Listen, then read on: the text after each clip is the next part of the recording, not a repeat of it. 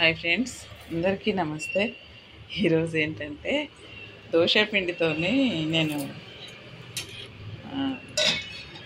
అంబలి చేస్తున్నాను ఫ్రెండ్స్. దోశ పిండి చూపిస్తా ఫ్రెండ్స్ ఎలా చేస్తున్నానో. ఇగో నీళ్ళైతే మరిగిస్తున్నాను. ఇక చూడండి ఫ్రెండ్స్, ఇది జొన్నలు ప్లస్ మినపప్పు అండి. ఇదైతే నానబెట్టాను నైటు. ఇప్పుడు గ్రైండ్ చేసి అంబలి చేద్దాం అనుకుంటున్నా. ఏంటంటే చూడండి, చట్నీ కూడా పల్లీలు వేయించి పెట్టుకున్నాను. ఇది గ్రైండ్ చేసి అయితే పెట్టాను.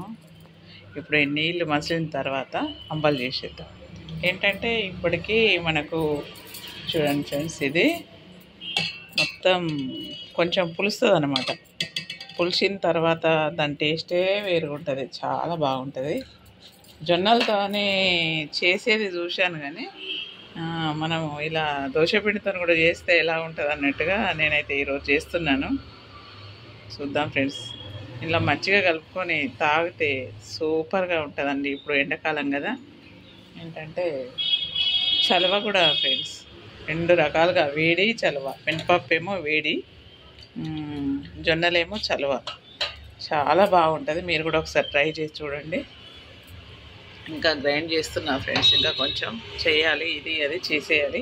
ఆ లోపల నీళ్ళు మసిలిన తర్వాత నేను అంబలి చేయడం ఎలా తయారవుతుందో మీకు చూపిస్తా ఫ్రెండ్స్. పాలు అయితే మరిగిపోతున్నాయి. అలాగే మనకు అంబలి కోసం కూడా తయారైపోయినాయి, మసులుతున్నాయి ఫ్రెండ్స్ నీళ్ళు. ఇప్పుడు మనం ఏం చేద్దామంటే చూడండి, ఇక దోశ పిండి రెడీ అయిపోయింది. ఇందులో ఏంటంటే ఇవి జారగడిగిన నీళ్ళు కొన్ని, ఇంకా కొంచెం దోశపిండి వేద్దాం ఫ్రెండ్స్. వేసి నీళ్ళని ఇంకా కొంచెం మరగనిద్దాం. కొంచెం సాల్ట్ వేసుకుందాం ఫ్రెండ్స్. సాల్ట్ వేసుకుంటే సూపర్గా ఉంటుంది. ఎందుకంటే పచ్చిది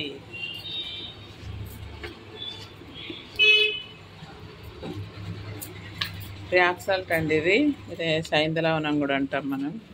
చూడండి, కొంచెం అయితే వేస్తున్నా, బాగా కాదు, కొంచెం అయితే వేసాను. నీళ్ళు అయితే ఫుల్గా మరిగిపోతున్నాయి. చూడండి, నీళ్ళు మసిలేటప్పుడే ఇది వేయాలన్నమాట. వేస్తే అంబలి రెడీ అయిపోతుంది.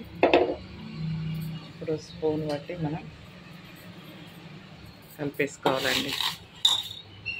కొంచెం స్టవ్ చిన్నగా చేసుకొని ఇది బాగా మసలనివ్వాలి. బాగా అంటే ఒక 5 minutes అయితే సరిపోతుందండి. దీన్ని ఇంకాస్త నీళ్ళు వేసుకుందాం, నీళ్ళు వేస్తాం కొన్ని. ఎందుకంటే బాగా చిక్కగా అయితే కూడా అందరికి ఇష్టం ఉండదు. కొంచెం పల్సగా కావాలనుకుంటే వాటర్ వేసేసుకోవాలి. చూడండి ఎలా ఉందో, సూపర్గా అంబలి తయారైపోయింది.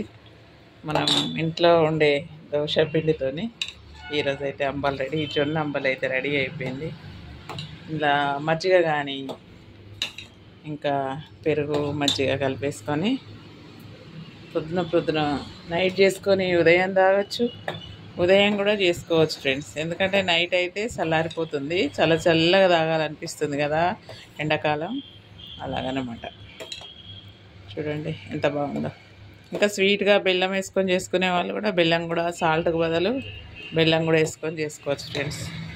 హెల్త్కి కూడా, మనకు షుగరు బీపీ ఉన్న వాళ్ళకు కూడా హెల్తీగా ఉంటుందండి.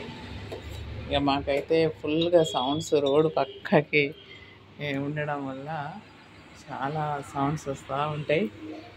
ఎంత కంట్రోల్గా ఉందామన్నా కానీ సౌండ్స్ తప్పడం లేదండి.